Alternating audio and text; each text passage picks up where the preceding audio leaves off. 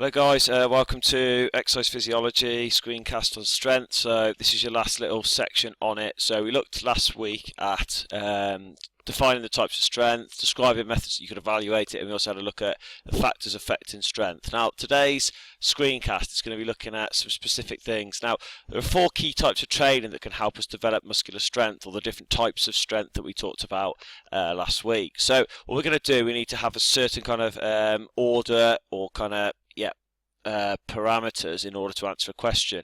We need to be able to identify, explain and evaluate the effectiveness of the different types of training and kind of have a look at which type of strength they would help. So we have a look through and go on to here. We look for us from last week here. I'll come back to this stuff. So basically we have different types. First type we're going to look at is multi-gym. So what I've done is try to underline and kind of cut down on what exactly you have to say. So the multi-gym refers to specialised mechanical exercise machines. So if that's the kind of key things you've got on there, you can leave it at that. Specialised mechanical exercise machines, you all know what they are. Pec deck, pec fly, so where you've got a machine, a mechanical standing specialised machine where you have to move it into certain positions in order to get some kind of resistance. Now they have adjustable weight stacks if you want to add that all on top. Then if I put down onto here, example, I'll put their pec deck or a lat pull down. Anybody who's been to a gym, if you haven't, you will have been by Friday. So what advantages are there of having a machine that balances the weights? Well, the advantages are it's safe, especially for beginners. It's good for general strength development because you get to push, just push or pull without worrying about balance or coordination. Then if we go down to here, it's also flexible because you can adjust the weight stack. So you've got a little key you can put in that goes up or down depending on what you're going to do. Disadvantages are they're not always specific to joint movement patterns. So I think that is something you would notice that, you know, when you're pushing it, you know, it's a very rigid movement that doesn't actually replicate any sporting movement. So lacks specificity, it's not specific to joint movement patterns. That bit there is key because we're going to keep using this word specific, okay, as we go through. Safe, flexible, these are words that are always going to be used in your advantages. So going on from there, free weights. These are basically non-mechanical. So again, if I look back here, we talked about specialised mechanical. The opposite to the multi-gym is free weights. So these basically refer to freestanding weights that require a spotter, and they're non-mechanical, so they're not a machine.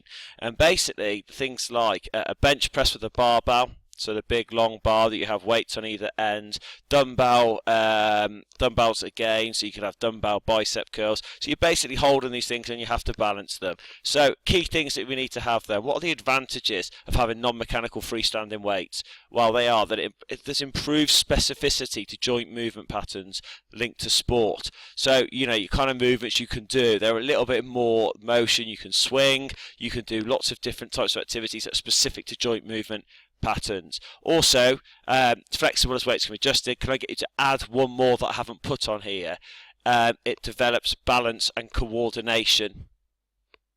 So they develop a balance and coordination of joints. So when you're doing, you will notice when you try this on Friday that when you actually do the weights with no machine, you wobble a little bit. So after a while, your stabilizer muscles start to become more balanced and coordinated. So it develops balance coordination in joints.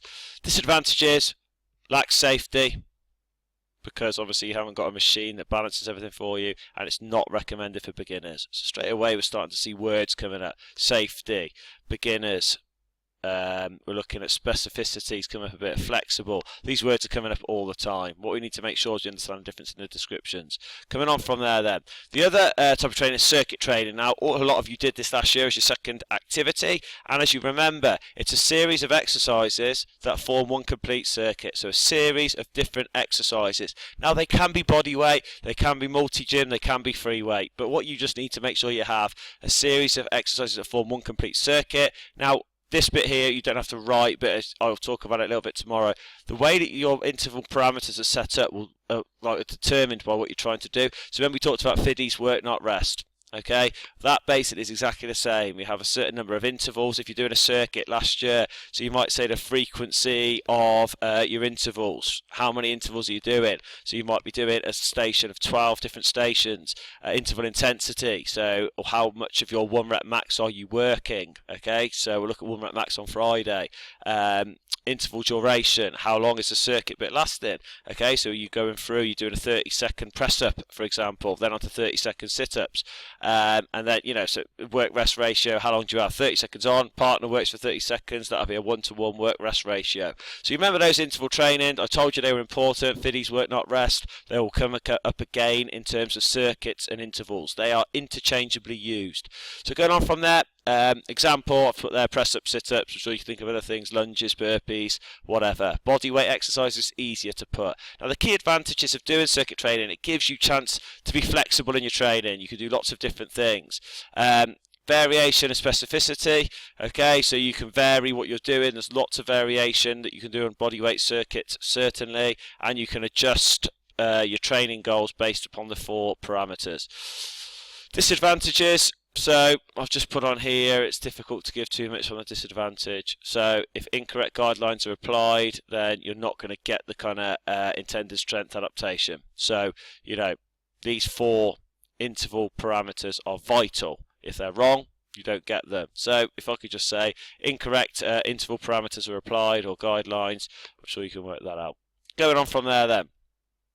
Last one, plyometrics. Now plyometrics is basically the concept of placing an eccentric stretch on a muscle that initiates something called a stretch reflex in your muscles. So what happens is when it's a kind of an explosive elastic strength developer. So it's when you kind of things like box jumps, bounding, hops, hurdles, anything where you are explosive or elastically contracting your eccentric, or you're having an eccentric contraction in your muscles, this develops something called a stretch reflex. And once you get that stretch reflex, it helps prevent injuries. But if you do, well, I'll go down to that in a second. So if you imagine you jump up onto a box that is about 2 meters off, you imagine jumping up on there, what happens is there's an eccentric contraction, a lengthening of your hamstring muscle when you jump up.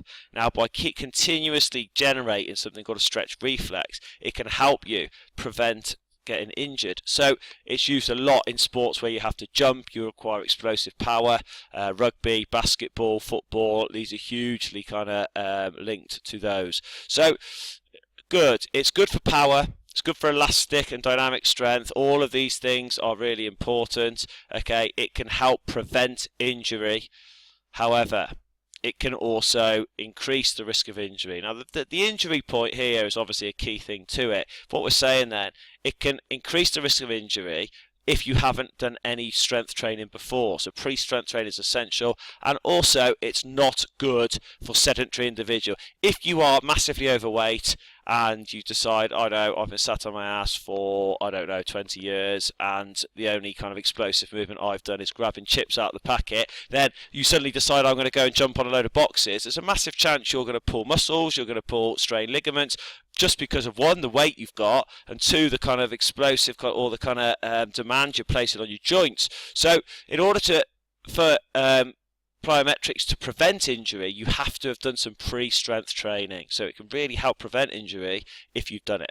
Okay, so injury is a two-pronged concept here for plyometrics. So what am I expecting on your Cornell notes from this? I'm expecting massively, you know, certainly a description. So you've got down your notes here. Can you try and get 2 advantages, 2 disadvantages, and an example? That's the kind of stuff we're looking at. I need that in your notes. I need you to come with it because I do not want to be talking through it tomorrow. I want to be embedding the information. Now I realise this is a long screencast, but we need to get this done. So if we go through this on here, there are certain adaptations. So the next thing I need you to do is make a copy of this stuff. So there are adaptations to your muscles as a result of taking part in strength training. There is a synchronization of motor units. Now, motor units are located in your muscle cells and they are responsible for explosive contractions. And what synchronized means, they are linked.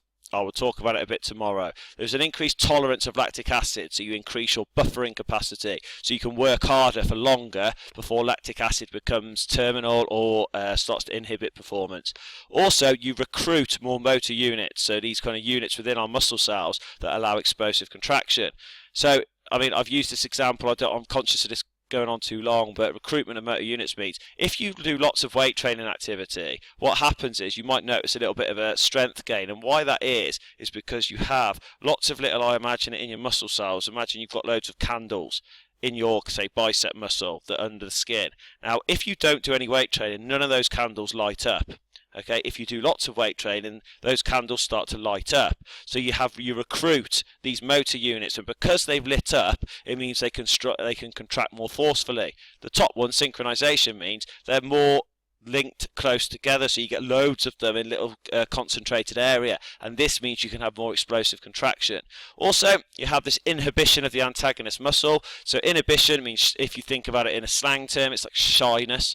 So if I said to you now, you're doing a bicep curl, you lift up the weight of your bicep curl. If you continuously do weight training after a long period of time, there is a reduced inhibition of antagonist muscle. So the tricep stops becoming passive, and it then actually acts as a recoil. So when you're going down, your tricep actually acts as a little bit of a kind of a pivot, and allows your bicep then to contract harder. So you basically have a reduced inhibition of your antagonist muscle, e.g. your bicep, on the bicep curl, your tricep becomes kind of a pivot and helps the strength or the contraction of the bicep.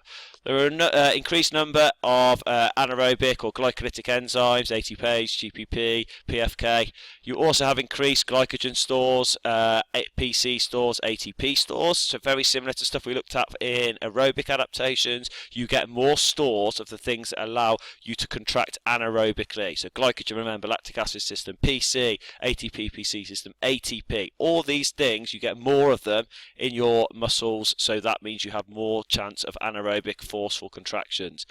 Threshold, your anaerobic threshold is increased, and it delays the point of Obler. And the final thing is that you have something called hyperplasia. Now, hyperplasia basically means that people, wonder, when you're talking about muscle fibers, people will have a certain number fast twitch type 2B muscle fibers, and one of the big things people will say is, if you do strength training, do you actually gain more muscle fibers, fast twitch type 2B? You don't. You can't get more of them. And people will think, well, hang on then, how, if you can't get more fast twitch type 2B muscle fibers, how come your muscles increase in size? Well, the reason is because this thing called hyperplasia happens, and this is when the muscle fibers, or the fast twitch type 2B muscle fibers, split, and the splitting causes the appearance of growth. So it makes it look like you've got more of them, but in fact they're splitting to give you a larger surface area of your muscle. And that leads to hypertrophy, which is the increased size of your muscles. Okay, these are the adaptations. Can I have you to put those in? I know this is quite a long one, but I need you to do it so it can we can link it in with the practical. Furthermore, this came up last year, so I want to make sure we've done it all by tomorrow, and we can move on to the next topic next week. So please take the time to do this. Your lesson tomorrow is not until 10:35, so you have the morning to do it as well as tonight, and it's not exactly that late, it's 5:30. Okay, this is the first opportunity I've had to do it. Please get it done. Don't let me down. Thank you very much.